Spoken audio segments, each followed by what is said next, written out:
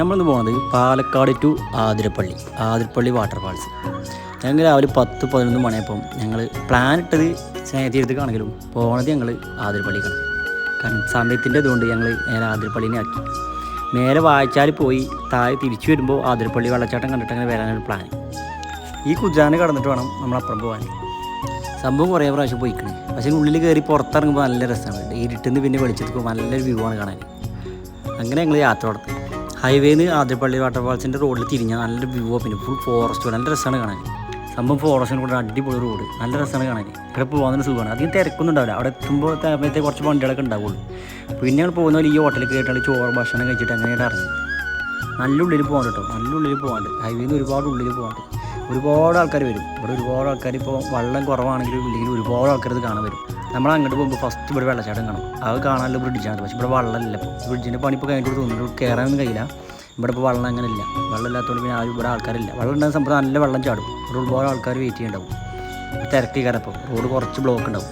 ഞങ്ങളങ്ങനെ വാഴച്ചാലെത്തി മുകളിൽ. ആതിരപ്പള്ളി കഴിഞ്ഞിട്ട് വാഴച്ചാൽ. പക്ഷേ ഞങ്ങൾ അവിടെ തിരിച്ചു മുമ്പ് കാണിക്കരിച്ചിട്ട് ഇതിനുള്ളിൽ കയറി ടിക്കറ്റൊക്കെ എടുത്ത് ഞങ്ങൾ ഉള്ളിൽ പോയി. സംഭവം ഇവിടെ കാണാൻ എന്താണെന്ന് വെച്ചാൽ ഞാൻ നടക്കാനാണ്. ഉള്ളിലൂടെ അങ്ങനെ ഒരുപാട് നടക്കാണ്ട്. പിന്നെ പോയിൻ്റെ വളച്ചാട്ട സൈഡിലൂടെ ഒരുപാട് ഉള്ളിൽ നമുക്ക് നടക്കാൻ പറ്റും. അങ്ങനെ നല്ല അടിപൊളി ഫ്ലോട്ടാണ്. പക്ഷേ ഇവിടെ ഒരുപാട് കുരങ്ങന്മാർ ശല്യമുണ്ട്. കുരങ്ങന്മാർ നമ്മളെ കയ്യിൽ ഫുഡ് ഉണ്ടെങ്കിൽ ഓടി വന്ന് നമ്മൾ മേതി ചാടിയിട്ട് ഒരു പറിച്ചെടുക്കും. പറിച്ചെടുത്തിട്ട് പോകും. ഒരുപാട് ക്ഷീണങ്ങളൊക്കെ കണ്ട്. ഇതാണ് വാഴച്ചാൽ വെള്ളച്ചാട്ടം. വലിയ ഹൈറ്റിൽ നിന്ന് ചാടുന്നില്ല, ഒരു സൈഡിൽ നിന്ന് ചാടി താഴത്തേക്ക് പോകുന്നതാണ്. ഇത് താഴെ എത്തിയിട്ട് അവിടെ നിന്നാണ് ആദ്യത്തെ വലിയ വെള്ളച്ചാട്ടം നമ്മൾ കാണുന്നത്. സീനിയെ കാണിച്ചില്ല.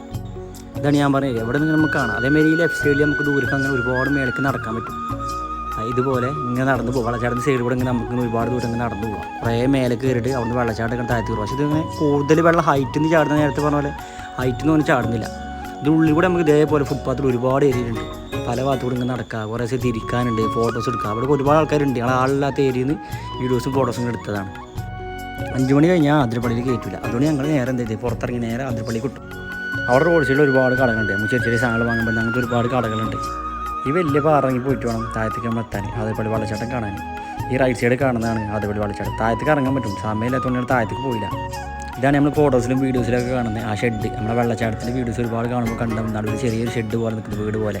ഇതാണ് സംഭവം. ഇത് 2 സൈഡിൽ ഒരുപാട് വെള്ളമൊക്കെ മേലെ ഒലിച്ചു വന്ന് 2 സൈഡ് ചാടുമ്പോഴാണ് ആ വീഡിയോസും റീൽസും നമ്മൾ കണ്ടത്.